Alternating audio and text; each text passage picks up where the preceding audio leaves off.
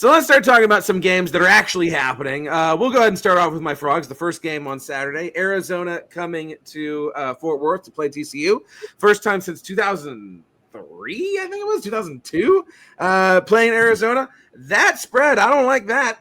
I don't like that at all. I like the Frogs in this game, but I like the Frogs in a shootout. I think this is going to get very pointsy. What is y'all's impression of this game? Arizona Does got that say right 12 against, points?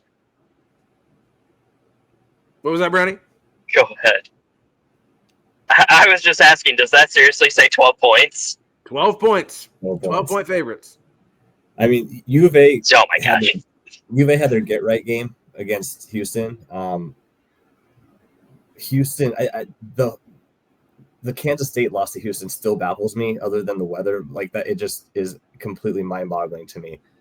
Because outside of that game, Houston has looked bad, and U of A has looked bad for most, especially offensively, for most of the season. So it really depends on if TCU can find a way to limit T-Mac. If they can't, because there's one thing, and I hate U of A with every fiber of my being. However, I love T-Mac, and I don't really say that about U of A players. I love the guy. He's going to put yards up on you. He's going to find pay dirt on TCU. However, if you can limit him, they don't have much else. So if the defense can find a way to limit him and take the running game away, take everything away, I don't know necessarily about the 12 points. If I was betting it, I would not bet the spread. But I wouldn't be surprised if it's a 2-score game. Well, if we're trying to stop one receiver, we just better not put Travis Broughton on him. I know that. Go ahead, Joe. What do you think about this game? I mean, it's got to feel good for our ASU brother to be talking about how bad Arizona is. They're just not a great. They're just not a good football team right now. I get it's a get right game, but Houston away from home is a lot different than Houston at home. I just don't see it with Arizona's offense. I said earlier in the season that Arizona was kind of Colorado light because it's a season-long pro day for 2 players, just not on purpose. And like you're not going to be able to stop T-Mac. I get that, but TCU.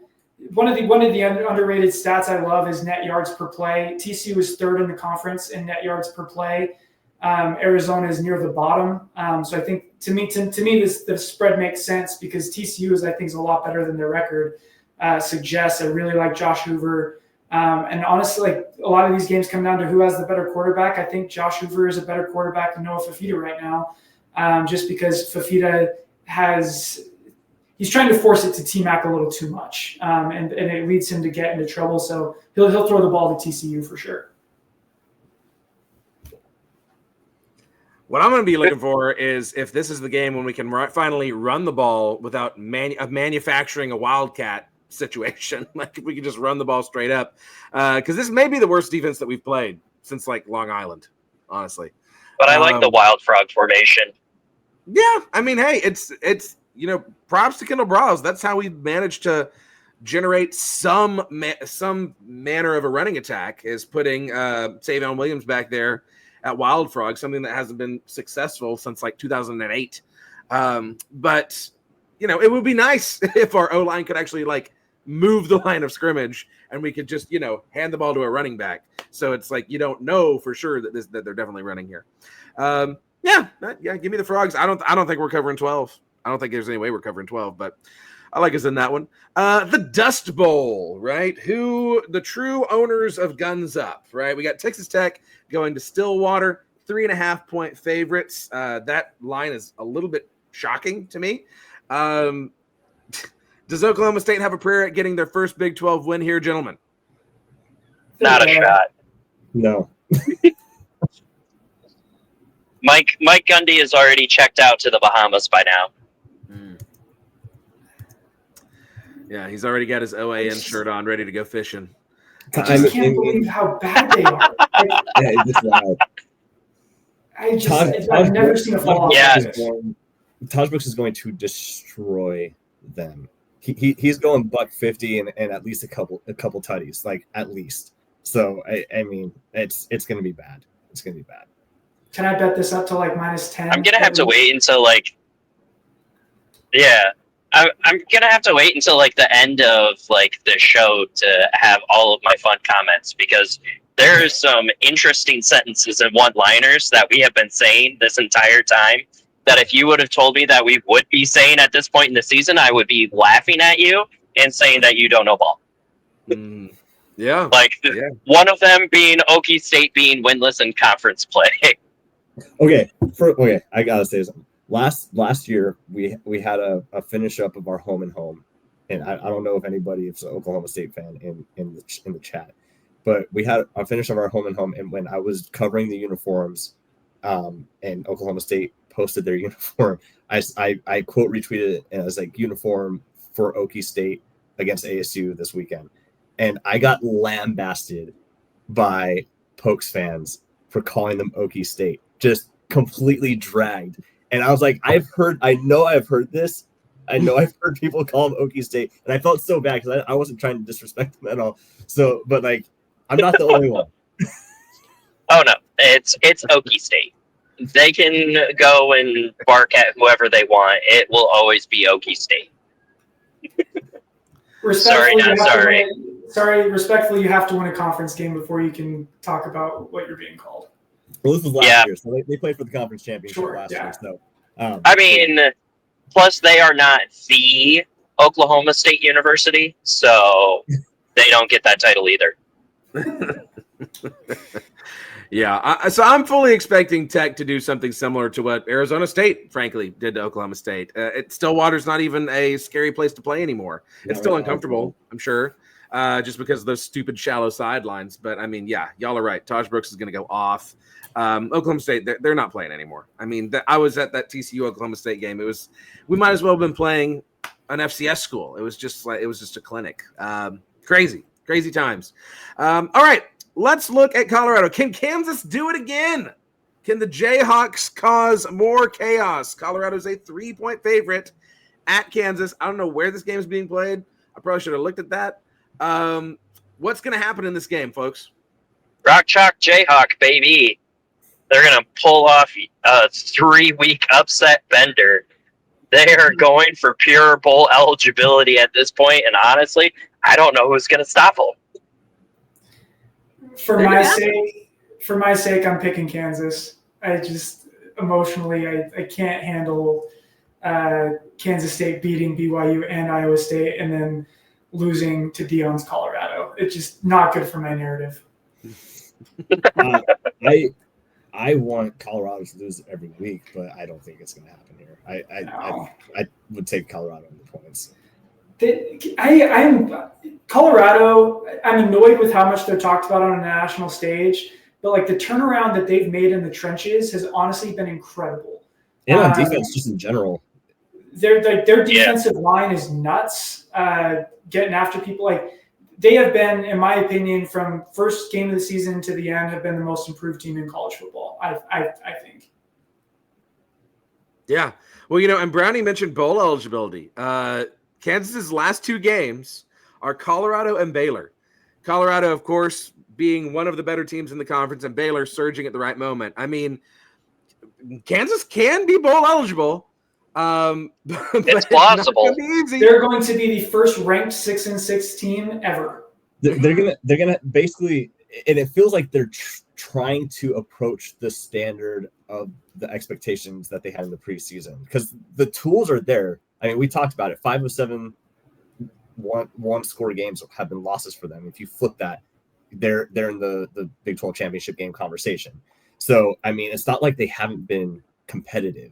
This isn't a Houston or a U of A type of situation. They've been and imagine that Kansas team that just completely S the bed for the first part of the season and then goes on to be,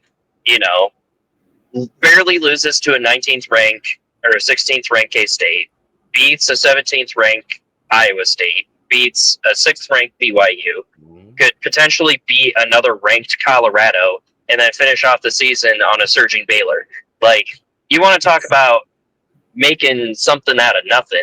You have 4 straight games of playing balls to the walls, so to speak, to just even remotely get bowl eligible, and then you're probably going to go up against some random G5 and curb stomp them too. Like, everything's looking up for KU as long as they can put the pieces together.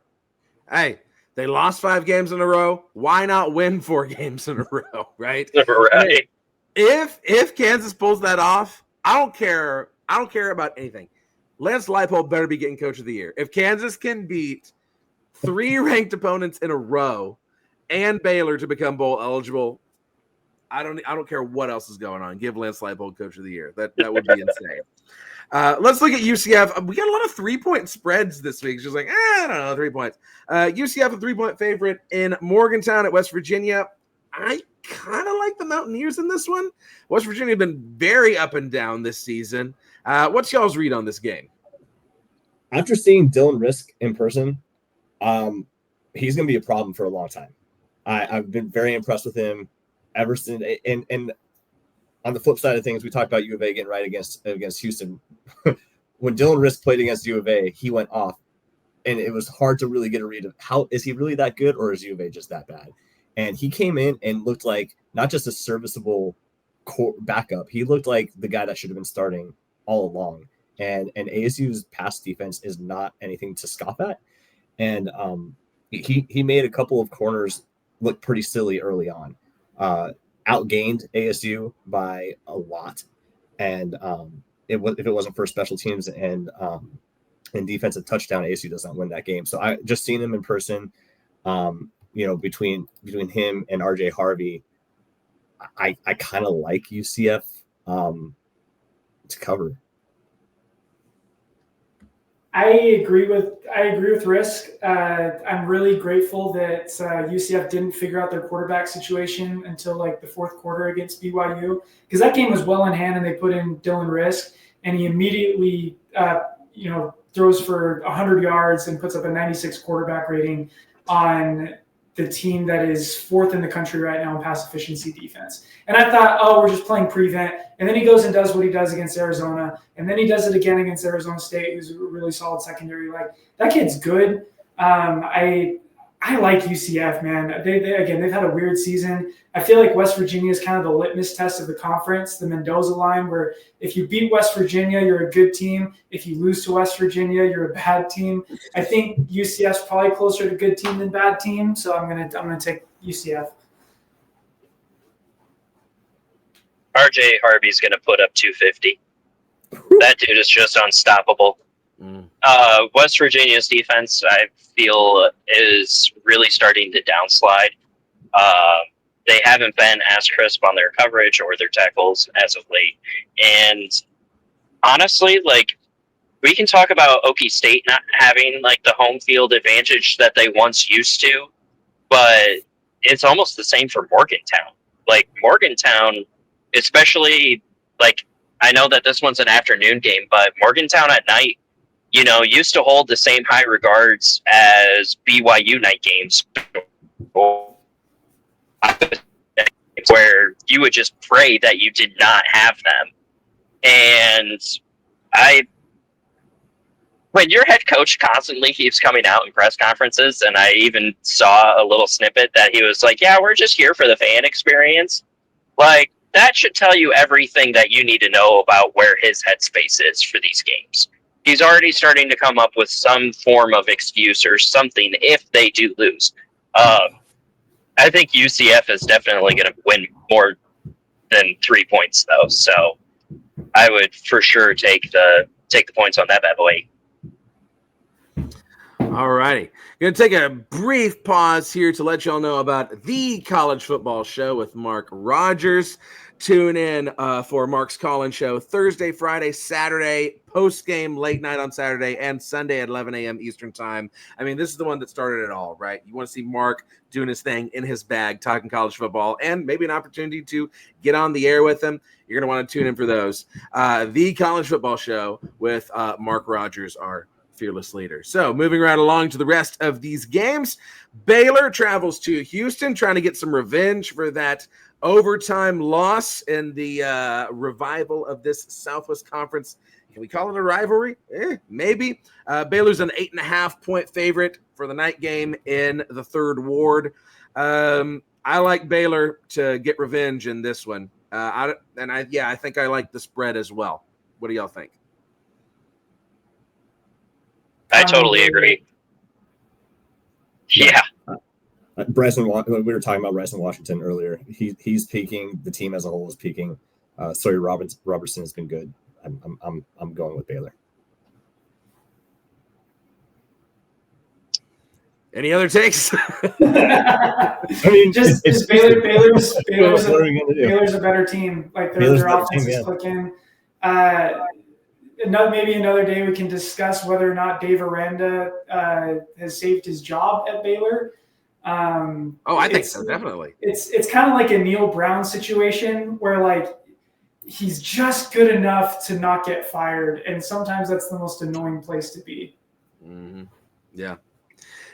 Well, I'm perfectly okay with moving on. If we don't say a lot of positive things about Baylor, that's fine with me. Well, here's the other nice and backhanded compliment. If they don't give up a Hail Mary to Colorado, and honestly, I think if they play Sawyer Robinson the entire season, we're probably talking about them in a Big 12 championship conversation. Yeah. Thank you, Colorado, for that one. Appreciate that. All right. Let's talk about Brownies, boys. Iowa State going to Utah, 7.5-point favorites against the Utes.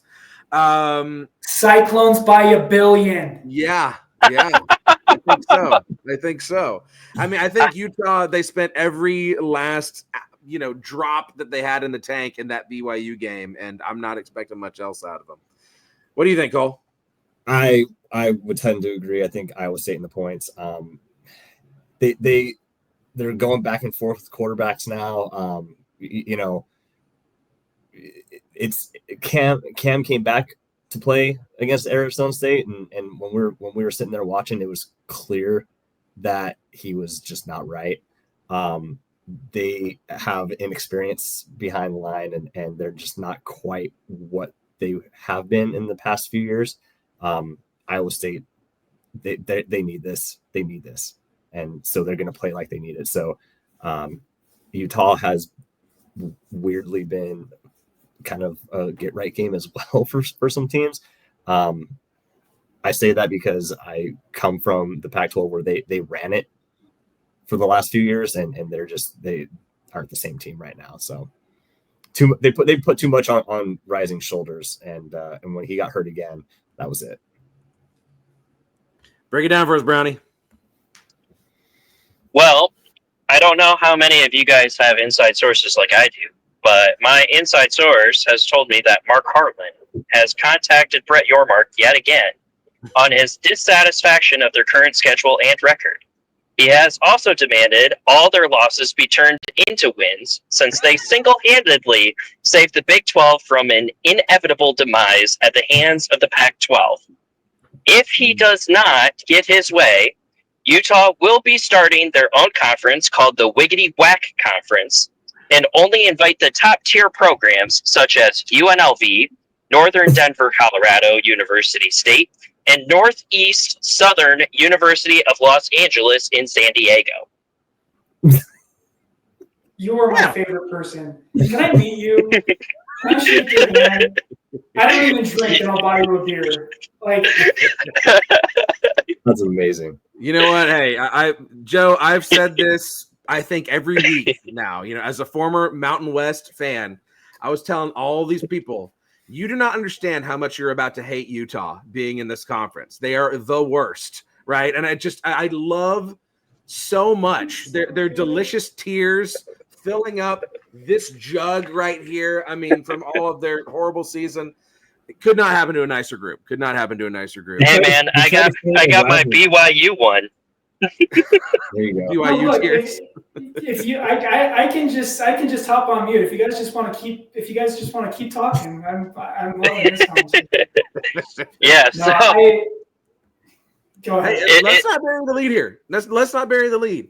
Iowa State needs this game and a win in the Sunflower Showdown to have the first 10-win season in school history.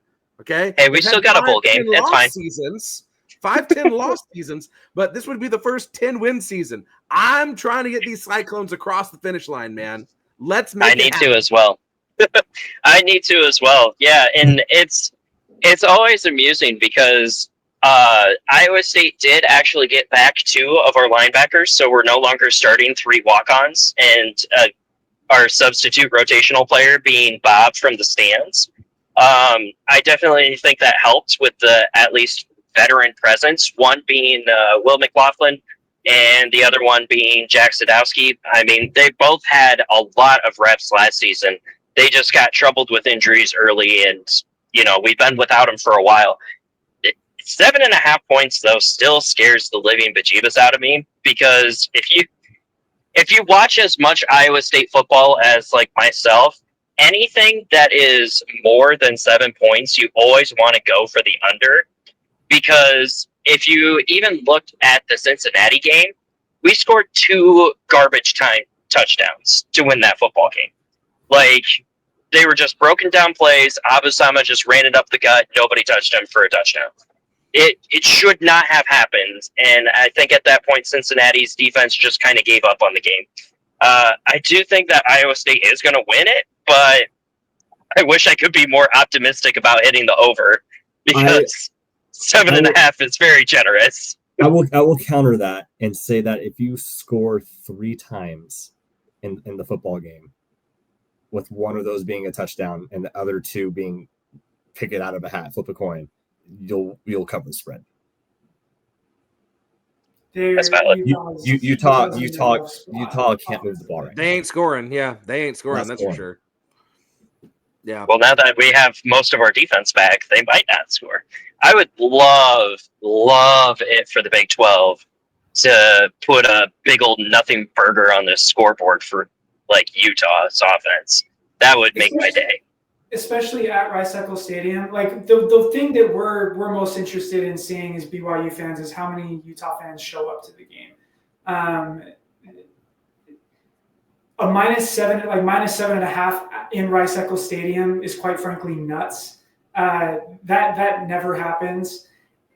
I am terrified of Utah's defense. I think their defense is championship level good. The only question is, are they still invested? And that's where I'm not sure. Like, I think Kyle Whittingham is checked out. They decide they lose the best offensive coordinator their program has ever had and decide to hire the OC at Northwestern, who scored 14 points on them in a bowl game, and said, yeah, that's an explosive offense. Let's do that. Whittingham just has no idea how to call an offense. Like, he's a BYU guy, came through the Lavelle Edwards tree. I'm really grateful Kyle Whittingham was asleep in every meeting where Lavelle Edwards talked about offense. It's just like they're a dumpster fire right now, man. I'm hearing reports of fights in the locker room, and it's just awesome. Please. Cyclones by 1 billion. Yes. Well, it's by 1 billion. Flash that dumpster fire again. oh yeah, give me a second. I'll get that dumpster fire back up. Dumpster fire. That is Utah's team. I see the flames. Yeah, there it is. Utah's dumpster fire of a season, baby. Between them and Okie State, I have gotten far more usage out of this than, like, all of my team's meetings for work. Onto a dumpster fire of a dish, and the other half of Farmageddon. Cincinnati goes to Manhattan to play Kansas State. I was really high on Cincinnati there for a while, and they seem to be just kind of falling apart here at the end of the season. I like Kansas State to cover in this one. Am I wrong? I don't think so. I'll take Kansas State. Yeah. I think not taking Kansas State would be a blasphemous thing, even though I don't like them. Yeah, I mean, Cincinnati's lost 3 games in a row. Colorado, West Virginia, and Iowa State. 2 of those being on the road. I mean, Is Cincinnati bowl? Okay, so Cincinnati's still playing for bowl eligibility. They're 5-5, so they're trying to pick up a win either against Kansas State or against TCU at home. So That's you tough. have to assume that they're going to play hard. But I just don't see Kansas State losing 3 in a row, and especially 2 in a row at home. I just don't see that happening. Yeah, Right. Yeah. I don't know about covering 8.5, but I think Kansas State wins. Yeah, that's true. Both these teams on losing streaks. Yeah, wow. Yeah, I like Kansas State. All right, Joe, do you have anything to add? Not a thing. Okay. Go Wildcats. Yeah. All right. Let's bring it on to the rivalry that we didn't know we needed. I'm calling this one the unholy war, right? BYU going down to Arizona State, the Mormons against the Devils, right? The party Angels school and demons, against baby. Angels and the demons. chocolate milk drinkers, right? So BYU goes down to Arizona State. This game is so delicious, man. I cannot wait to watch this one. I really don't know. I don't know who's going to win this game. Like, BYU has been, they've had a magical season. They got a lot of great players. They got a really strong defense. Cam Scadaboo's amazing. Dillingham, maybe my favorite coach in the whole conference. Y'all, let's talk about it. Who's going to win this game? First of all, I'm not taking a pick. I refuse. You can't make me. Don't do it. But I will say that I agree that I have no idea who's going to win. I do think it's going to be an unbelievable atmosphere.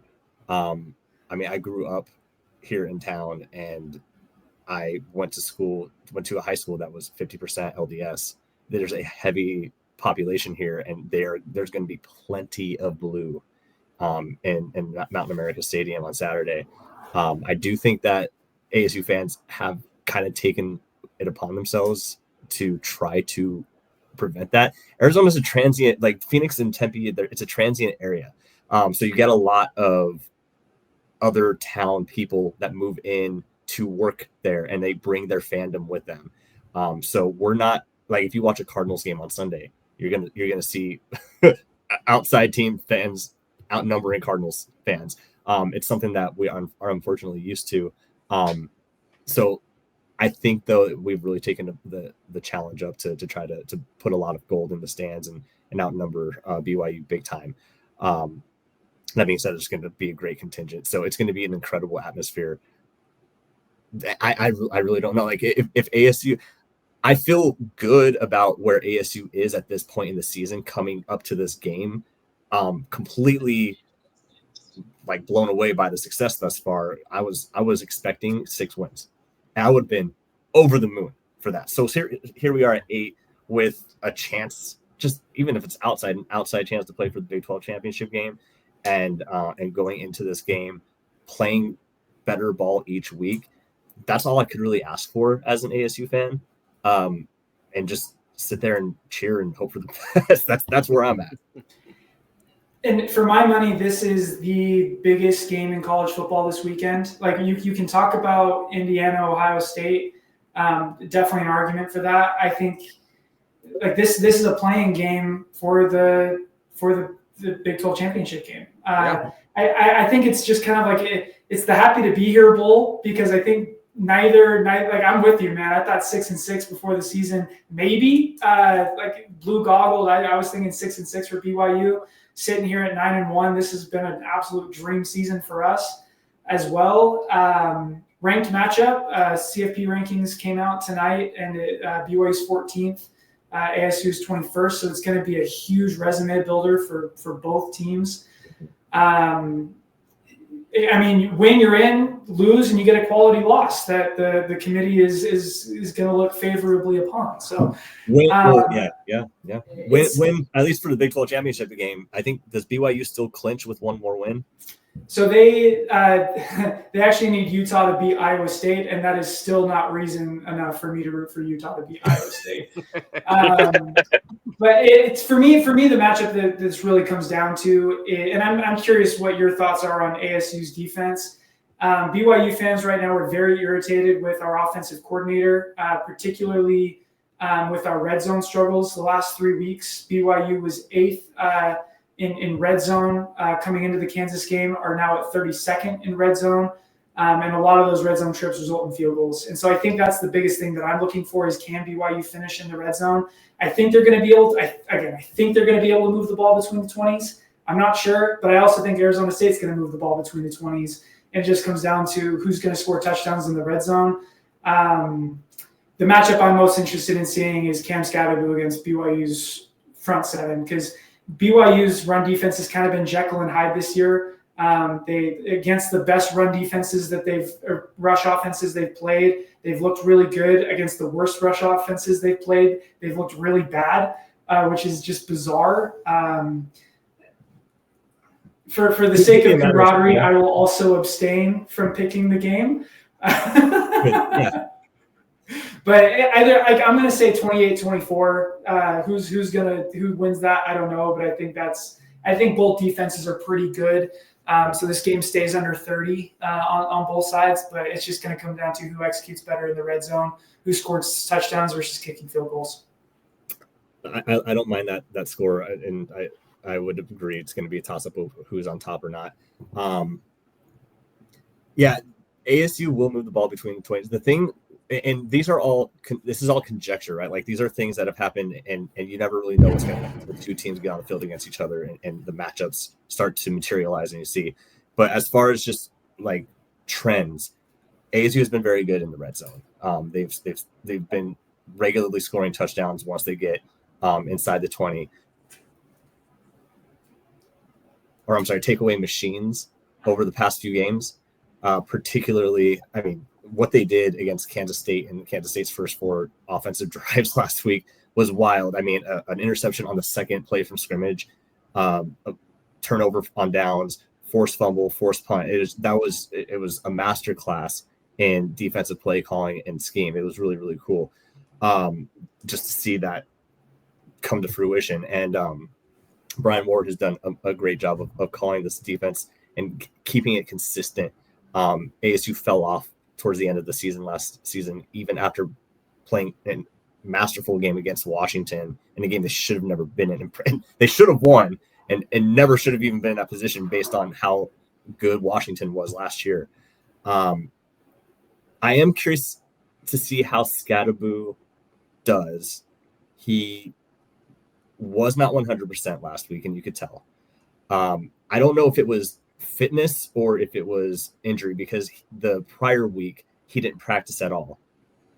So there wasn't a lot of physical activity for him. So it looked like he was getting gassed more than he was hurting. I don't think that's going to be an issue this week, so it will be interesting. But Kyson Brown has been getting some run, which is good to kind of save Scadaboo. So you have a couple of running backs out of the backfield getting some play. My question to you is do you guys think that you can lock down the Jordan Tyson connection with Sam Levitt? How's the secondary for BYU? Yeah, so weirdly enough, the secondary has actually been really strong this year. Fourth in the country in pass efficiency defense. And that's playing against, Kevin Jennings for SMU, who's been awesome this year. Avery Johnson has had his moments. Sawyer Robinson's probably a top 10 quarterback in college football. I'm as surprised as anybody. The secondary is not usually a position that BYU is able to recruit athletes to, and they've looked really strong. Against Arizona, BYU forced I think 4 interceptions, mostly because Fafita got really focused in on McMillan, and so that's my question: is if the only receiver Levitt feels comfortable throwing to is Tyson, then I think that can be an issue. I don't think that is the case, but if we were having this conversation 2 weeks ago, I would have said that was probably the case. However, particularly in the last 2 games, but particularly last week against Kansas State, he found Melquan Stovall on a couple of good scramble routes. They've been finding their tight end. They even scored a touchdown on a tight end screen last week to Mateer, and Tyson is, unless he's getting bumped, and is running such crisp routes that it's hard to keep up with him. I'm not saying that he's going to burn BYU secondary, but he'll get his right. Yeah. But the thing is, Cam Scatterboot, if he's healthy, coming out of the backfield is a menace. And so that's going to be another thing too. Wanted to address your question earlier. ASU's defense has been locked down when it comes to getting close to the goal line. So if you have seen BYU struggle as you approach the red zone, there's a chance that ASU could capitalize on that. They did that to Kansas State a couple times last week. Kansas State, oh, poor Kansas State. They're kicking woes, and like, I mean, I thought we had kicking woes. They can't even snap the ball. It's wild. But that helped us out. But they've been locking down as you get that bend don't break kind of thing, and the 4-2-5 has been working well for them. Great analysis, guys. A couple other possible names for this game. Let's see. William Jasper says the Afterlife Brawl, Sparky versus Saints, the Duel of Damnation, Tablet Stands versus OnlyFans. We could go that route. William Jasper also says low-scoring game favors ASU. If BYU is going to win, they have to score 30 points. Brownie, as an impartial third-party observer here in the show, who's going to win this game, man? We've heard from both sides. Which way are you going? All right, so we got 3 scenarios here, okay? Scenario number 1, Iowa State goes 2-0. Arizona State goes 2-0. Colorado and BYU go 1-1. Iowa State is in the Big 12 championship game. Scenario 2, Iowa State goes 2-0. BYU goes 2-0. Arizona State goes 1-1, and Colorado goes 1-1, and Iowa State is in the conference championship game. Scenario 3, Iowa State goes 2-0, Colorado goes 2-0, Arizona State and BYU both go 1-1. However, if you notice in those scenarios, if they somehow miraculously tie and we go back to the 1920s, Iowa State is in the Big 12 championship game. You know, I saw there is a scenario that gets TCU into the championship, but it's so obscure it's somewhere in the recesses of my phone. Hey man, let's I don't know, but sorry, Clint, I didn't do your math. I only did my math. yeah. I saw there's literally one scenario that gets TCU in, and it involves basically everyone losing somehow, and TCU winning out. I don't know. But it's too complicated for me to even attempt to root for. So then, Brownie, it sounds like you're good either way. You don't really care who wins this game, or whoever wins better go 2-0, and whoever loses better either go 0-2 or 1-1. All I care about is Colorado losing to Kansas.